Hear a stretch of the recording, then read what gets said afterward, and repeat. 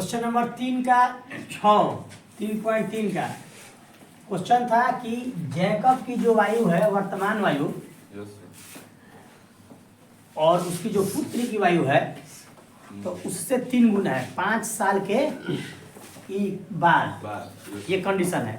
और 5 साल पहले क्या हो जा रहा है कंडीशन इसमें कि जो जैकब की वायु हो रहा है उसके पुत्र की वायु के 7 गुना हो जा रहा है। ठीक, तो कह रहा था जैकब और उसके पुत्र की वायु निकालिए कि क्या है वर्तमान में।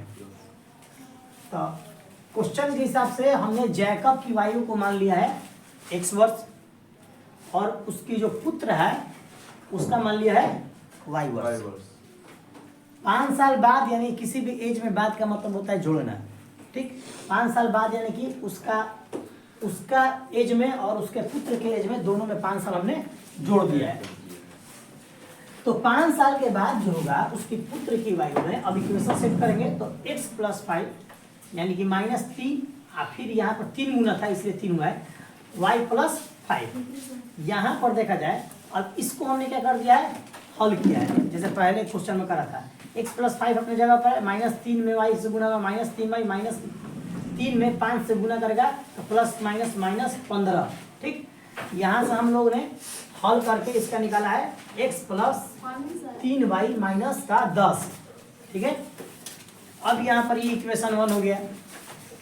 केस 2 में 5 वर्ष पहले यानी किसी भी एज में पहले यानी कि माइनस होता है तो हमने दोनों के एज में 5 माइनस कर दिया और जब कह रहा है कि इसकी पहले जो है वो 7 गुना हो जाएगी।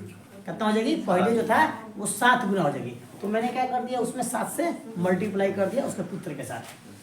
फिर सेम टू सेम केस 1 में जैसे किए थे केस 2 में भी हमने हल किया है। 7 में -7 में y से गुना किया फिर -7 में -5 से गुना किया और इसको हल करके समीकरण 2 ले आ दिया है। यहाँ पर देखिए अब यहाँ पर समीकरण 1 को शून्य कर दिए हैं ताकि हमको x का मान निकालना था। शून्य किए हैं यहाँ से x का मान मैंने निकाला है 10 को इस तरफ फेंका है 3y को इस तरफ फेंका है तो बराबर x का मान आ गया। ये हो गया समीकरण 3। x का मान समीकरण 2 में अब हम लोग रखे हैं। समीकरण 2 हमारे यहाँ का x का मान हमने यहाँ पर रखा है और इसको शून्य किया है ताकि y का मान हमारा आ जाएगा। यहाँ जोड़े हैं तो 40 और ये घटाए हैं तो -4y इधर फेंक दिए तो -6 -5 खत्म y के बराबर आ गया।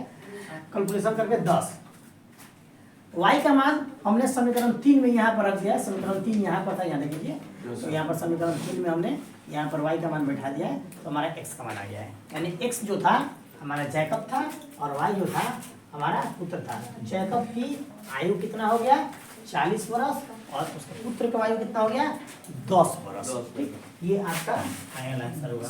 नोट डाउन कर लीजिए।